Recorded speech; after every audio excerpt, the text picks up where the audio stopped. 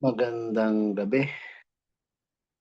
Ako pong muli si, Professor Aquino ng Polytechnic University of the Philippines. Sa gabing ito ay nasa bandang dulo na po kami ng aming, topic, ng aming subject, business research po. So, inarapat ko pong i-record itong, video na 'to sapagkat suspendido na naman po yung klase because of heat index. Ito pong video na 'to ay para po sa aking klase na MM32. Naway, sana ay ma-appreciate nila ang video na 'to at sana'y makatulong sa kanilang ginagawang research sa kasalukuyan. So, mag-share po muna ako ng aking screen.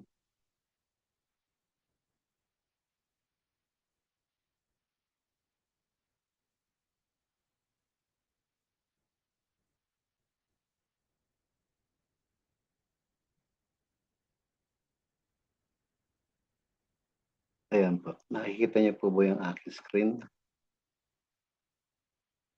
So, ito pong aming topic ngayon, week 16 to 17.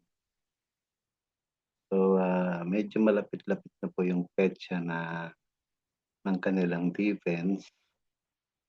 Bago ang lahat po ay, paki-comment naman po kung bagay sa akin yung salamin ko. Kasi medyo lumalabo na po yung aking paningin. Kaya nagsusuot na po ako ng reading glass. Pero 'pag naglalakad at nagda-drive, okey naman po. 'Pag nagbabasa lang talaga. So, kailangan na malinaw po yung aking, binabasa para gayon ay tama po yung aking mga sinasabi sa aking mga estudyante. Paki-comment lang po sa description box kung bagay po ba yung salamin. So, ang topic po natin ngayon ay, week 16 to 17, present a complete, coherent chapter 5. So, presenting a, complete and coherent, chapter 5 is a final stage in writing a research study. So, sa makatwid, nandun na tayo sa pinakadulo na ng ating research. So, yung chapter 5. So, this chapter integrates summary of findings, conclusions, and recommendation. It provides structured presentation of the study's key insights, ensuring the findings are logically connected to the research objective, questions, and results discussion in the earlier chapters. A well-written, chapter 5 helps readers understand the significance of the study and how its result can be applied in the practice or guide in the future research. Okay, at the end of the lesson, students will going to explain the overall structure and components of chapter 5 in the research study. So it will going to integrate the summary of findings, conclusions, and recommendations into a coherent chapter. It will going to ensure logical consistency between research objectives, findings, conclusions, and recommendation. And of course, present chapter 5 clearly and systematically following academic writing standards. So in our case, Polytechnic University of the Philippines, we need to follow what is the university's guidelines in presenting the your study, something like that, and prepare a complete and well-organized Chapter 5 suitable for research, presentation, or defense. So, talagang bandang huli, talagang it is important to have that defense. No? So, ibig sabihin, we need to prepare na para sa defense ng MM32. So, harinawa ay makalusot lahat ang mga estudyante pagdating sa defense. So topics we're going to cover the final chapter of the study or the research study, where the researcher summarizes the key results, explain their meaning, and provides practical recommendation based on the findings. So this chapter helps readers clearly understand the overall outcomes of the study and how the research problem was addressed. So yun yung dapat na gawin ng estudyante. So paano na-address yung research problem or yung ating SOP, yung mga questions doon sa SOP, paano ba sinagot? Yung research ka, paano ba siya sinagot? Okay? So it also highlights the significance of the results and suggests possible actions to areas for further investigation. Chapter 5 typically consists of three main components. Tatlo. Number 1, summary of findings. Number 2, conclusion. And number 3, recommendation. Okay? So medyo laki natin ng konti. Medyo malinaw para sa inyo. Okay? So summary of findings, this section presents a brief recap of the result obtained from the analysis in the Chapter 4. The findings usually stated in clear, concise sentences without introducing new data or detailed explanation. So, tandaan ninyo yan, no? So, that will be on the summary of findings. For the conclusion, it will go into interpret, summarize findings, and explain what the results mean in the relation of to the research objectives, questions, and hypothesis. This section draws logical inferences from the findings and highlights what? The overall insight gained from this study. So meaning, your conclusion will be based on your summary of findings. Okay, do not introduce new data. So dun lang kayo sa findings magbabase ng inyong conclusion. Okay? Sana nagkakaintindihan tayo doon, na. Then, third component is recommendation. Recommendations provide practical suggestions or action based on the conclusion. Ayan, napakalinaw, oh. Based on the conclusion of the study. So, hindi ka lalabas or hindi ka pupunta kung saan. So, ibabase mo lang siya doon sa conclusion. Do not draw new data or do not insert new data or new insights. So, otherwise, it will going to derail. It will going to derail your study. Okay, together, these components form a complete and coherent chapter 5. Yeah, say complete and coherent, yun lang yung laman, wala nang iba. Complete and coherent chapter 5, allowing readers to understand the main outcomes of the research, how the results can be applied or extended in the future work. Okay? So example of a structure 5, no? Chapter 5. Our study title, again, Service Quality and Customer Satisfaction in Retail Stores. So, Chapter 5, Summary, Conclusions, and Recommendation. Summary of findings is what? Based on the analysis presented in Chapter 4. I mean, Chapter 4, no? The majority of the respondents were what? 21 to 30 years old, and most visited stores 2 to 3 times more per month. Okay?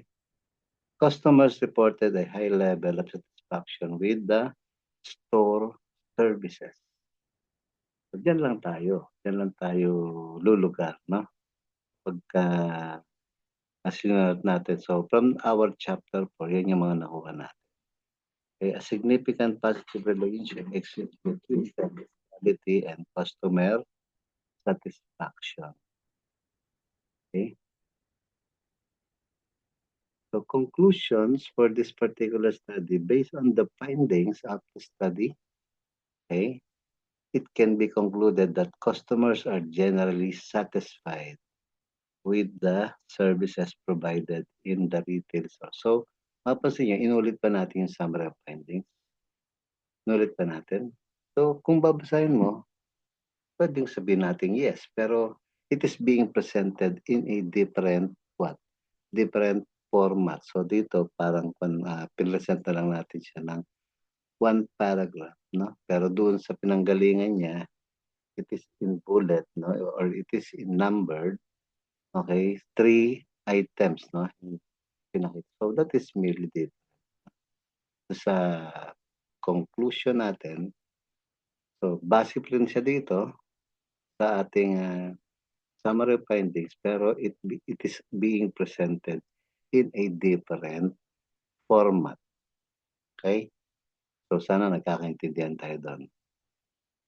Tuloy natin, the store results also indicate service quality plays an important role in influencing customer satisfaction. Therefore, improving service quality may further enhance customer satisfaction and overall customer experience.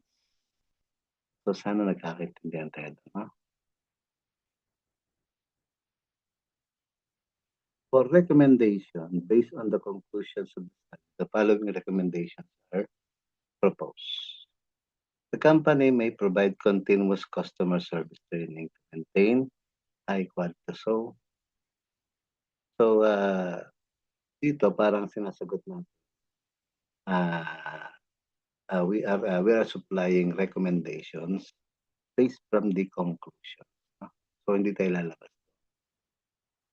So kaya nga nakalagay, based on the conclusions of the study, the following recommendations are proposed. Company may provide continuous customer service training to maintain service quality. The management may increase the number of staff during peak hours to reduce waiting time. Future researchers may explore other factors affecting customer satisfaction. Ilan ba dapat na recommendation na kung ilan yung yung conclusion natin at ilan yung summary of findings natin. So, doon mo ibabase yung recommendation. But please, do not disregard future researchers. So, importante yung, kasi yun yung makikinabang ng research. Okay? So, any question with that? May tanong kayo, you can use the description box para ma-address natin yung mga tanong. Okay? Tutuloy natin. Why this example is correct? So, chapter 5 is divided into 3 clear sections. Each section follows a logical sequence. Recommendations are based on the conclusions and findings. The chapter presents a final insights of the research and clearly and coherently. Kaya siya naging tama.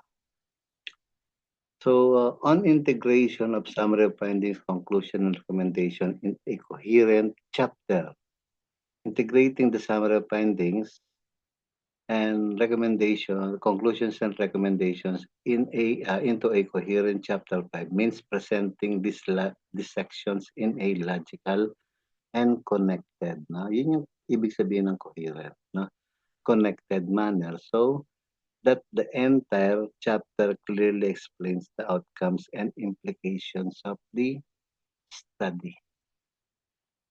Okay? The chapter should show some smooth progression from the result of the study or summary of findings to the meaning of those results, or we could say the conclusions, and finally the practical action suggestions and recommendations. So that's meant by coherent. To achieve a coherence, each part of chapter 5 must be directly linked to previous section. Dapat magkakaugnay siya. Hindi siya nawawala. Parang pinagtahi-tahing tela ng retaso, something like that. No? The conclusion should be based on the summarized findings and the recommendation should be based on what? Saan? Sa conclusion. Ayan, no? Be derived from the conclusion. This logical flow helps the readers understand how research findings lead to meaningful insight and practical suggestions for improvement for future research. Sample, summary of findings. Huh? The study revealed a significant positive relationship between service quality and customer satisfaction. So if we will going to base our conclusion from the summary of findings, this will be our conclusion. Service quality plays a crucial role in influencing satisfaction. So what could be our recommendation? It should be based on the conclusion. Huh? Company may strengthen customer service, training programs to maintain high service quality and improve customer satisfaction. Okay, in this example, the three components are clearly connected. Findings of the present and the result. Finding present the finding presents the results. The conclusion explains the meaning and the recommendation proposes an action to the meaning. So to make it coherent, no? Huwag niyong ano, huwag niyong ilalayo yung mga ano natin, yung mga yung summary of findings should be based on chapter 4 findings and yung ating conclusion it should be based on the summary of findings and yung ating recommendation should be based on the conclusion. So this integration ensures that chapter 5 is clear, logically, and coherent. Example of an integrated chapter 5. So title of the study, Employee Training and Job Performance in Retail Companies. So for chapter 5, summary, conclusions, and recommendations. Our summary of findings based on the analysis presented in chapter 4, the study found that employee generally reported high levels of job performance. The result also revealed that employee training received positive evaluations from respondents. Furthermore, statistical analysis showed significant positive relationship between employee training and job performance, indicating that employees who receive adequate training tend to perform better in their work. Okay? So for our conclusion then, based on the findings of the study, it can be concluded employee training plays an important role. Plays an important role in improving job performance. Employees who receive appropriate training opportunities are more capable of performing their tasks efficiently and effectively. This suggests that organizations that invest in employee training programs may achieve better employee performance and productivity. So for our recommendation, in light of the conclusion,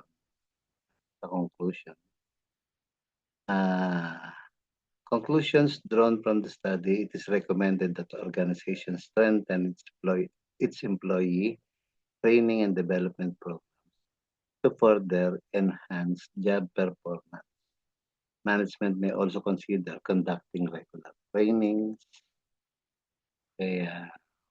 needs assessment to ensure that training activities are aligned with employee skill requirement. Future researchers may explore other factors affecting job performance. Yung mga future, yung mga makakabasa ng study nyo or study natin. Okay? So why this is a good example. So tignan niyo yung pagkakatugtong-dugtong. Summary of findings, kasunod niya is what? Conclusion, and kasunod is what? Recommendation. It is being followed a clear sequence. Siya yung pagkakasunod-sunod. Each section is connected and derived from the previous one. The chapter is logical, organized, and coherent. Na? Recommendations are based on the conclusions and findings. Kaya siya naging good or best or tama. Okay? Ensuring logical consistency between research objective, findings, conclusions, and recommendations. Ensuring logical consistency means maintaining clear and direct connection between the different parts and parts of the research study. The research objective defined the study aims to investigate the findings present, the results of the analysis. The conclusion explains the meaning of those results. Okay? And the recommendation propose an action based on the conclusion. So each section should be logically follow the previous one so that study remain coherent and focus on the research problem. To achieve this consistency, the researcher should ensure that each objective has corresponding findings. The conclusions are derived from those findings and the recommendations are based from the conclusion. Yun yung alignment natin. Wag niyong ililihis yung alignment. Otherwise, liliko yan sa kanan at liliko yan sa kaliwa. Okay?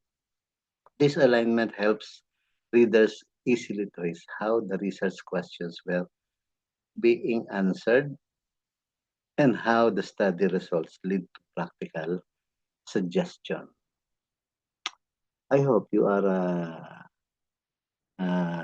you understand what I am trying to emphasize. No? So to achieve this consistency, the researchers, sabi ko nga, no? Each objective has a corresponding findings. The conclusions are derived from those findings and recommendations are based on the conclusion. Yun yung logical sequence. No? Pagkakatahi-tahi or pagkakasunod-sunod. For example, okay? Let us have an example.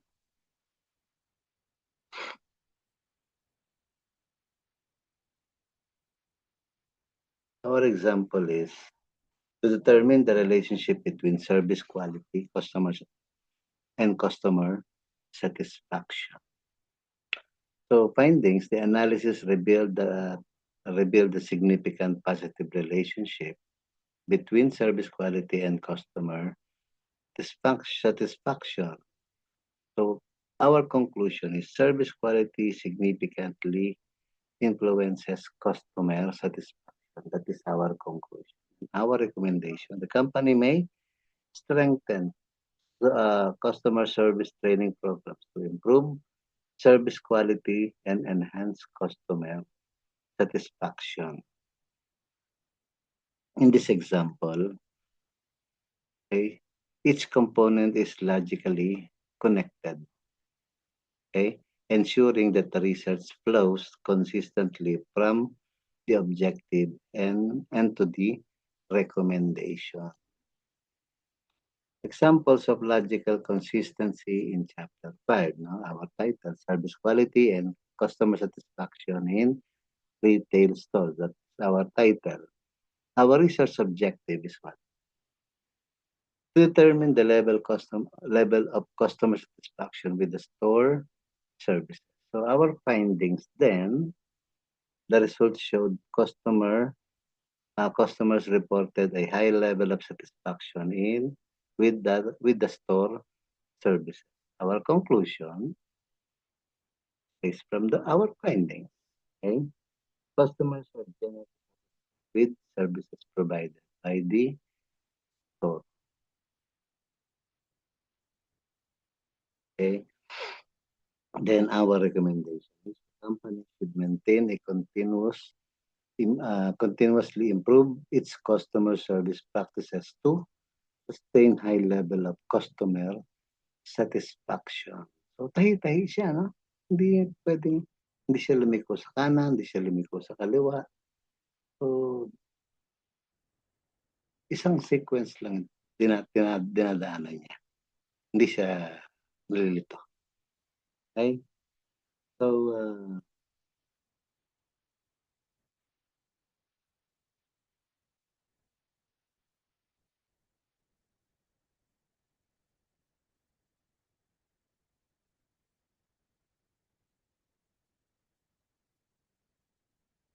wala ako. Yeah.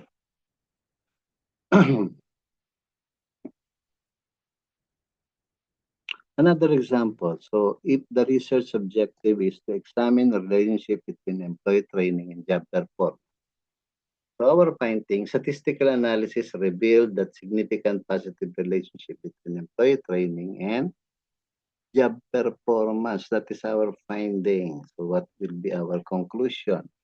Employee training, okay? Employee training significantly contributes to improve job performance. Okay? Our implement regular training development programs to further enhance employee performance. Hindi tayo lumilihis. Lagi tayong nakatahi doon sa employee performance. Okay? So what will be the key principle then? Objective, okay, findings, conclusions, and recommendation. So yun yung pagkakasunod. Each part must be directly connected and logically derived from the previous one to maintain a clear and coherent research structure. Okay? So, to present a chapter 5 clearly and systematically following academic writing. So in our case, following the university guidelines and procedure on research. Na? Presenting a chapter 5 clearly and systematically means organizing the chapter in a structured manner and follows accepted academic writing standard. This ensures that the readers can easily understand the final outcomes of the study and how research objectives were addressed. A well-presented Chapter 5 typically includes clearly labeled sections such as summary of findings, conclusions, and recommendation arranged in a logical sequence. Yan yung pagkakasunod. Academic writing standards also require the use of clear, concise, and objective language, proper formatting, consistency. Yan yung mga dapat na tingnan natin ano, sa if we will be finalizing our paper. No? So, tingnan natin yung mga bagay na yan. No? So, formatting and consistency with the earlier chapters of the study. Summary of findings should be organized according to the statement of the problem or research question. So, kung paano natin sinagot yung SOP, ganun din natin i-arrange yung ating Yung ating summary of findings. Okay? And the conclusion should be interpreted the findings logical. Kung paano natin i-present yung summary findings natin, gano'n natin i-arrange yung ating conclusion. Okay? What else?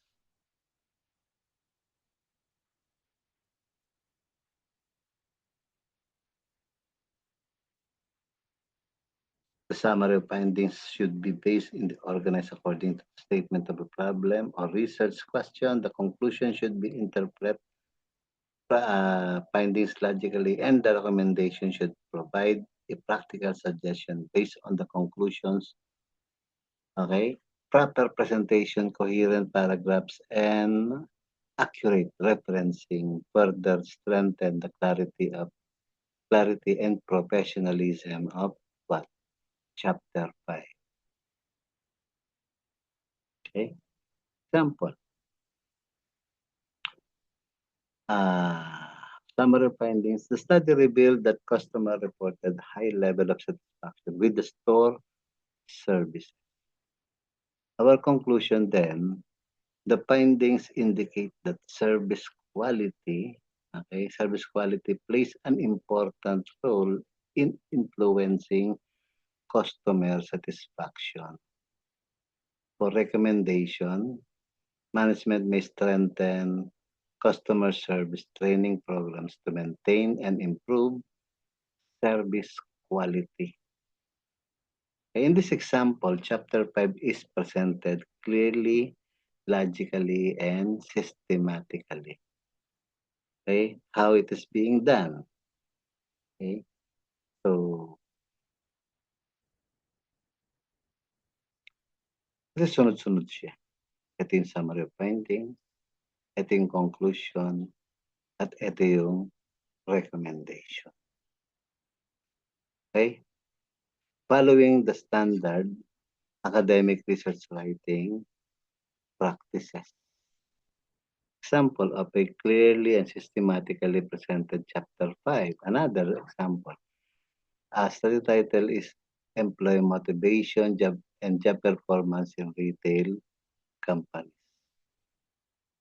So our summary of findings then, based on the data analysis presented in Chapter 4, the following findings are obtained. The majority of respondents, I should say, reported moderate to high levels of job motivation. Employees demonstrated a generally high level of job performance. Statistical analysis revealed a significant positive relation between employee motivation and job performance. So wala na ditong dito sa chapter 5 natin, wala na tayong present na statistical analysis. Chapter 4 natin present. Dito, interpret na lang natin. And our conclusion then, based on the findings of the study, it can be concluded that employee motivation plays an important role in improving job performance. Employees who are motivated tend to perform their duties more effectively, contribute positively to organizational productivity. And our recommendation then, sir, ilan pa talaga? Sabi ko nga, 3. Okay? Kung 3 yung SOP natin. Kasi yun naman sinagot natin sa summary of findings. Okay? So, mag-recommend tayo ng kung ilan. Kung dapat 4 din yung SOP natin. So, ganun natin na i-present yun. Okay? In light with the conclusion drawn from the study, the following recommendations are being proposed. Management may implement employee recognition and incentive programs to sustain high levels of motivation. Another recommendation is the organization may provide continuous training development opportunities to further improve employee performance. Then next is future researchers may examine other factors influencing job performance, such as leadership style and workplace environment. So why this example follows an academic standard, no? Uses what? Clear section headings like summary, conclusions, and recommendation. Pag wala, hindi sumunod sa academic standard, ay lumihis. So, huwag niyong kalilimutan yung mga labels natin. Okay?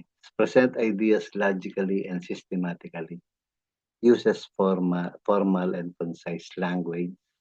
Maintains consistency with the findings of the study. Okay? So, preparing a complete and well-organized chapter 5 for research presentation or defense.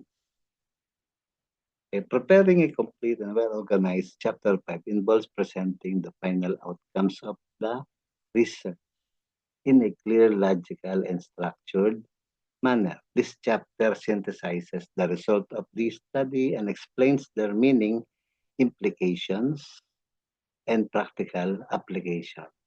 A well-prepared chapter 5 should be clearly demonstrate how the research objectives were achieved. Pag di na-achieve yung objective of the study, kulang yung research natin. Okay? And how the findings contribute to addressing the research problem. So yung pa isa, kailangan i-address natin. Na? Like answering the gap. Ano ba yung na-identified na gap? Ano ba yung na-identified na problem? Nasagot ba yun? Pag hindi, kulang. So hindi natin may present ng maayos yung ating chapter 5 pagka ganun. To make chapter 5 suitable for research presentation or defense. Okay? Kung hindi masagot yung ating problem, hindi masagot yung objective, okay?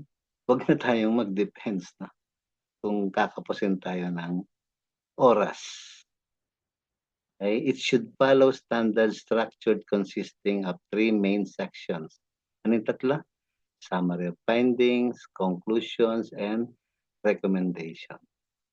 Summary findings should briefly restate the key result of the chapter 4 according to the research questions or objectives. The conclusion should interpret these findings and explain why they imply about the research problem. Okay? And finally, recommendation should provide practical suggestion based on conclusion and may also include directions for future research.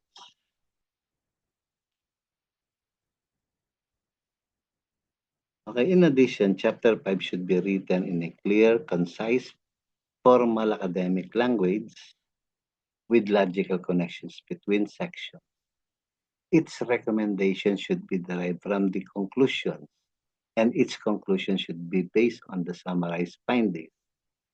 Proper organization, clarity, alignment, okay, with earlier chapters na help ensure the chapter effectively communicates the significance of the study and supports a strong research presentation or defense. So, example. Summary findings, the study found that customers generally reported a high level of satisfaction with the store's services. The analysis also revealed that significant positive relationship between service quality and customer satisfaction. Okay. Conclusions then. The results indicate that service quality plays an important role in influencing customer satisfaction. What will be our recommendation? The company may strengthen customer service training programs and improve service processes to maintain high level of customer satisfaction. This particular structure ensures that Chapter 5 is complete, coherent, and suitable for research, presentation, or defense. Why? Kita mo naman yung presentation niya. No? So, sunod-sunod. So, pag After the summary of findings, kasunod yung conclusion. After the conclusion, ang kasunod is what? Recommendation. So, very coherent na. The example of a well-organized chapter, service quality and customer satisfaction. This is the title, our title. Service quality and customer satisfaction in retail store. So our summary of findings, the majority of the respondents were 21 to 30 years old and visited the store 2 to 3 times per month. Number 2, customer reported high level of satisfaction with the store services. But number 3, the results revealed significant positive relationship between service quality and customer satisfaction. So the conclusions, based on the findings of the study, it can be concluded that customers generally perceive that store services positively. The high level of satisfaction suggests the company's services practices meets customer expectations. Furthermore, the significant relationship between service quality and customer satisfaction indicates that improving service quality can further enhance customers' overall experience. So that is our conclusion. Our recommendation then, ayan, yung 4 na to. Okay? In light of the conclusion drawn from the study, the following recommendation. So sabi ko nga sa inyo kanina, recommendation, kung ilan yung SOP natin, yun yung we should supply 3 recommendation. So, pero not 2. Okay? So, ibig sabihin, pwede kang lumagpas sa 3. Pwede mag-4, pwede mag-5. Kung ano pa yung mga magagandang recommendation na pwede pa natin i-supply.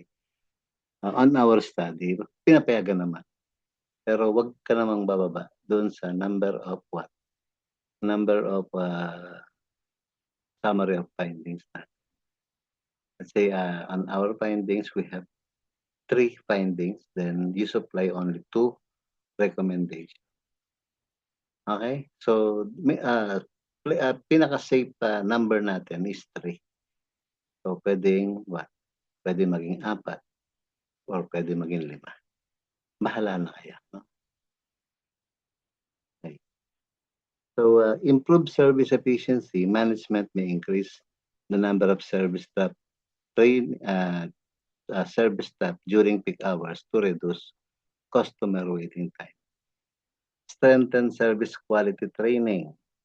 The organizations may provide regular customer service training programs to maintain high service standard.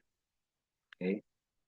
So, number 3, enhance customer feedback system. The company may establish a regular feedback mechanism to monitor customer satisfaction and identify areas of improvement.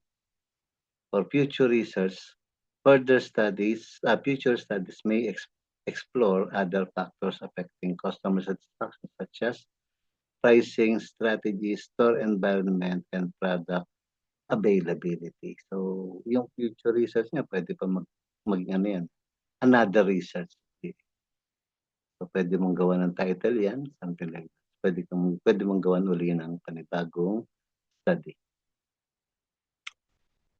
Why this example is suitable for research detail. Clearly structured to summary of findings, conclusions, and recommendation. Its sections logically follows from the previous one. Okay? Content is clear, concise, and aligned with the research objective. Recommendations are derived from the conclusions and findings. So what could be the implications for business of your research? How it implicates. No? So lagi natin saksak. We are business students. No? We are not studying IT. Sino ba nag-aaral ng IT rito? or you are studying office management, let's say for example, or BT-led program. Sino pa dito? So, di ba lahat kayo business major in marketing management, tama? Or yung iba kong mga estudyante, they are major in human resource management. So, those two majors falls under one umbrella. Ano yung umbrella na yun? Business or BSBA, under BSBA. So, meron ba dito taga-IT? Pag wala, okay. Pero pag meron, lipat ka. Taga-IT ka. So, what could be the implications of your study in business, no? So, i-relate nyo dun sa major natin, marketing management. If you want to make it very specific, edi you mention marketing management. Okay? Wala namang problema ron eh. Pero if you wanted to make it general, yan, sabihin mo, in business. Implications for business refer to the practical significance of the research findings for organization, managers, and industry practitioners. This section explains how the results of the study can influence business decision, strategies, policies, or operational practices. It helps translate research insight into meaningful implications that can improve organization performance, customer satisfactions, and competitive advantage. Business implications are derived from the study findings and conclusion, highlighting how companies can apply the results to address existing problems of the company. Yun.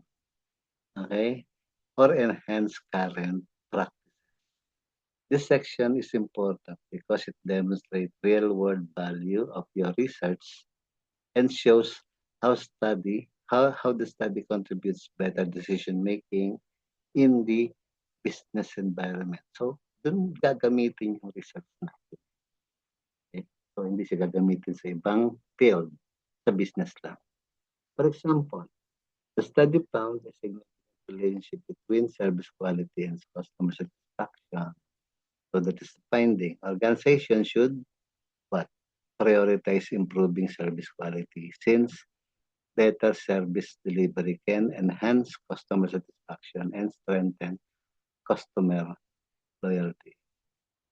So another example is what? Another example is employee training significantly affects job performance. Companies may invest in business implication. Okay?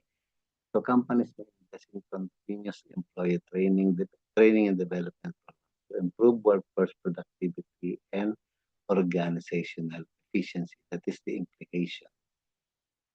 Okay, points there. Business implication should be based on research findings. So titignan ninyo, based nito sa research findings, yung implication ninyo. Highlight practical impact on business operation. Support strategic and managerial decision making. Demonstrate a practical value for research. So suggestions for future research then. What is it? Provides recommendation for studies that may further explore or expand the topic investigated in the current research. Now, this section identifies areas that were not fully covered on the study, limited encounter, and new questions that emerge from the what? From the findings. It guides future research on how the research topic can be improved, extended, or examined in different contexts. This suggestion field of encouraging research to investigate additional variables, different populations, or alternative research methods. Future research recommendations should be realistic, relevant to the study, and clearly connected to the findings and limitations of current research. For example, number 1, expanding variable.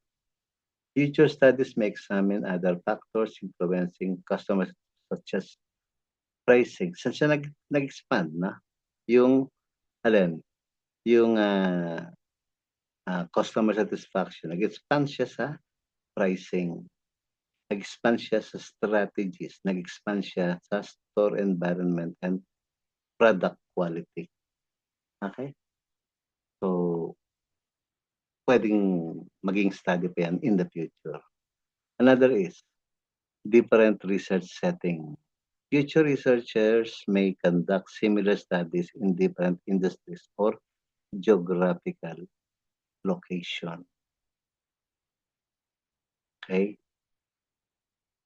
To determine whether the results are consistent across various business environments. Okay? For example, number 3, alternative research method. Further studies may use qualitative approach such as interviews or focus group discussion. So, kung yung research mo ngayon is quantitative, pwede natin convert into qualitative, no? Using FGDs. Okay? Or interviews. Key points, suggestions for future research should what? Be related to the studies, findings, or limitations.